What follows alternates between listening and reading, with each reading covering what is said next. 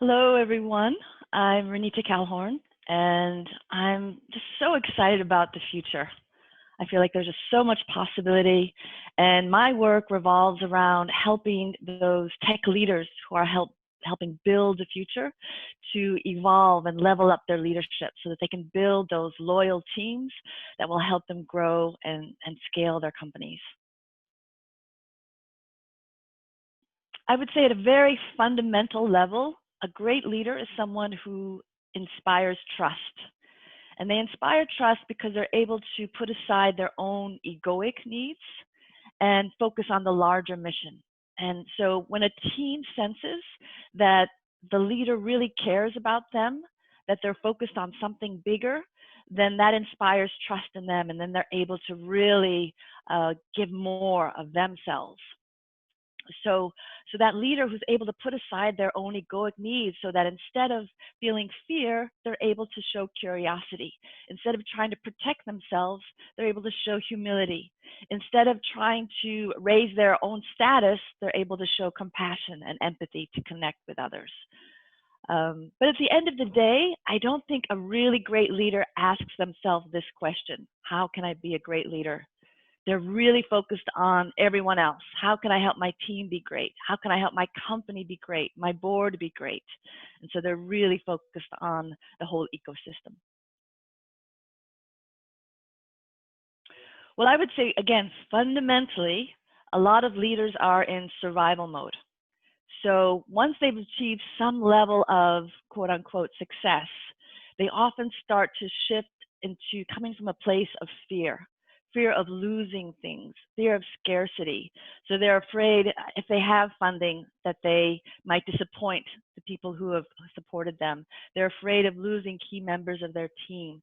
And so their whole mindset starts to be very much on protection.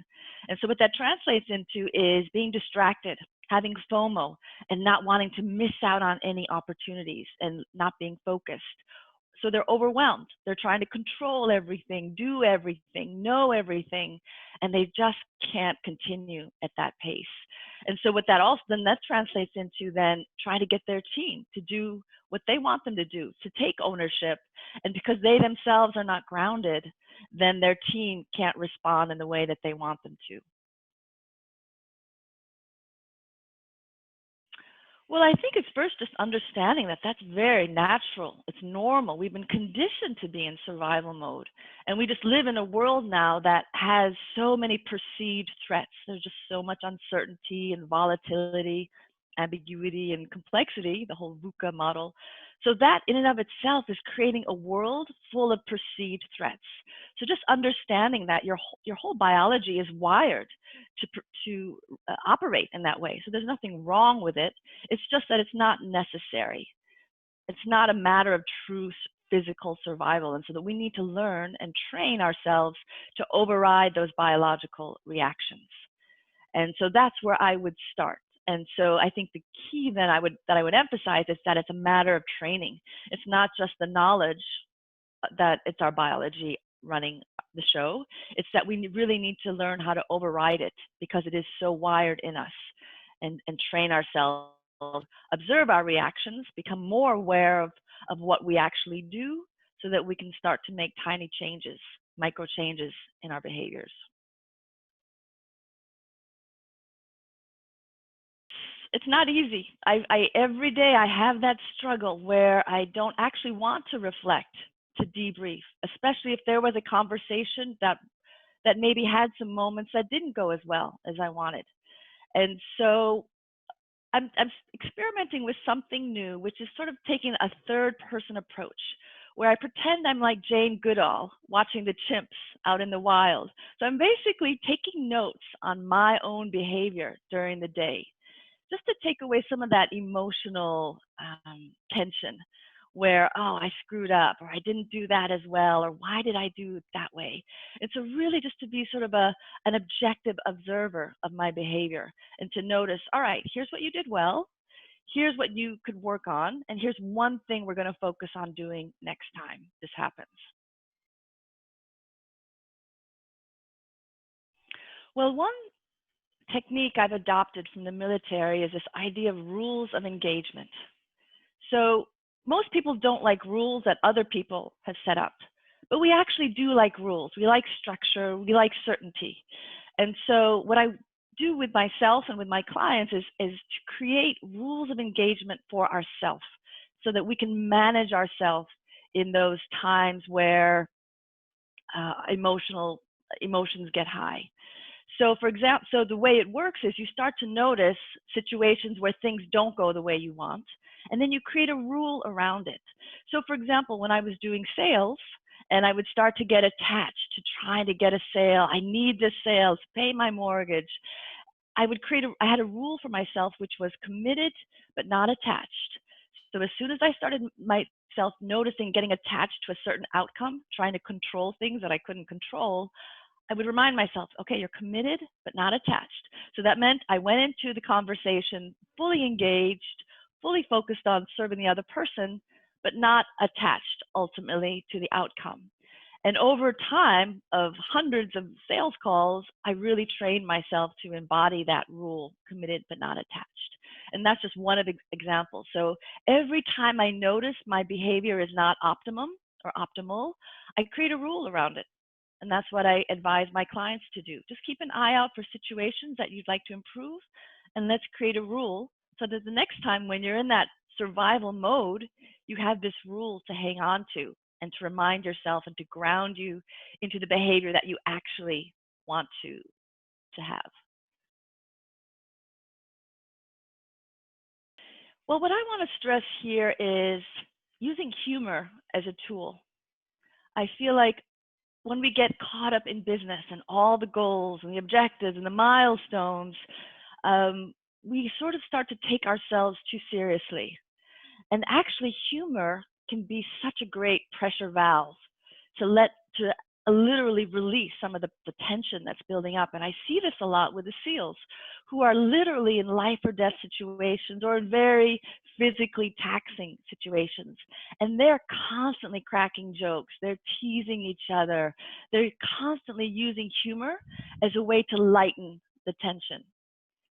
And so as leaders, one of the key ingredients of humor is the ability to observe, just observe what's going on. And so the more you can be observing people and noticing maybe their tendencies, their habits, and just be pointing them out. You know, you don't have to be super funny at work. The bar is very low. But just this idea of just trying to create a connection, a sense of humor, a shared reference, just a little chuckle between the two of you or with you and the team can really lighten the atmosphere and sort of lubricate relationships and create that trust. Well, I mean, for me, it starts with meditation. So I am very good about not checking my phone while I'm in bed. So the only thing I do is use my phone to turn on a meditation, some guided meditation. So I definitely honor that practice because I know how powerfully it starts off the day. So even if it's just 10 minutes, I'm going to meditate. And for me, it's a way of quieting my sort of ego mind so I can hear that inner being inside of me, that the inner wisdom that might just come up with an idea, that might just have a suggestion, but it grounds me. And then I make my coffee and I sit and I journal. And so that's where I start to synthesize the ideas that have bubbled up. And so for me, the morning is all about creation. So I go from starting with a brain dump to just kind of get all the crap out of my head to actually starting to synthesize my ideas into creating something. So that for me, the morning is about growing in some way. It's creation, not consumption. It's raising my awareness, not acquiring more information.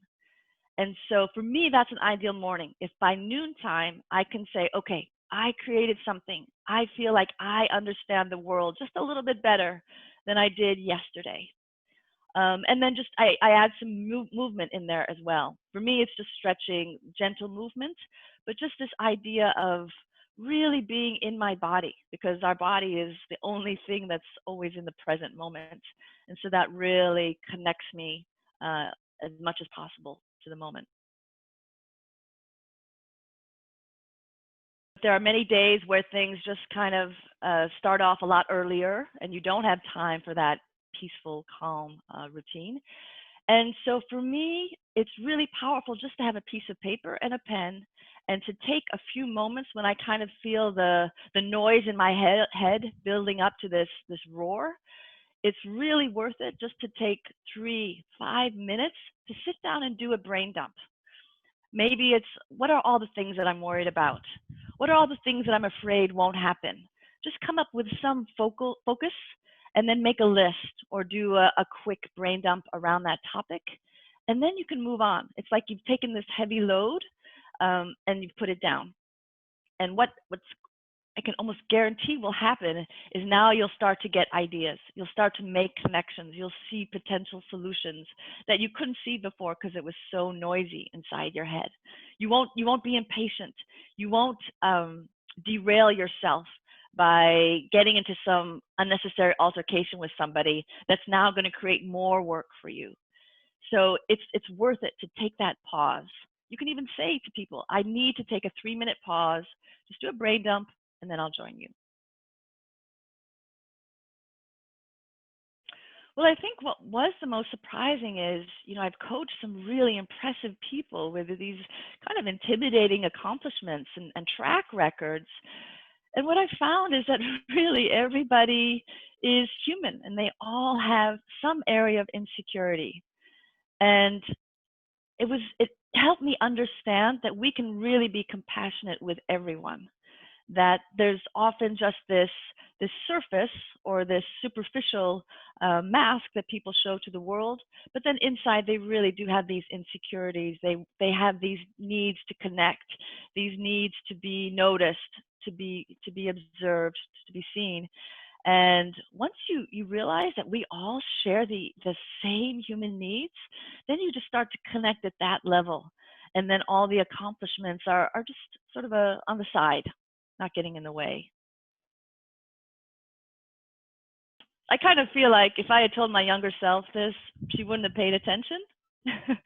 But I would have told her to realize that the sense that there's always going to be something better going to come along, the sense that, oh, this moment isn't good enough. I want to get to that moment, that thing. Then I will feel different. That will be better. I'm really finally just starting to realize that in a very real way. And I think if I could have known and understood that it was just an illusion much earlier, then I could have started training myself earlier to realize, no, it's just this moment. There's nothing better that's going to come along. Stop judging this current moment as not being good enough, and make it good enough.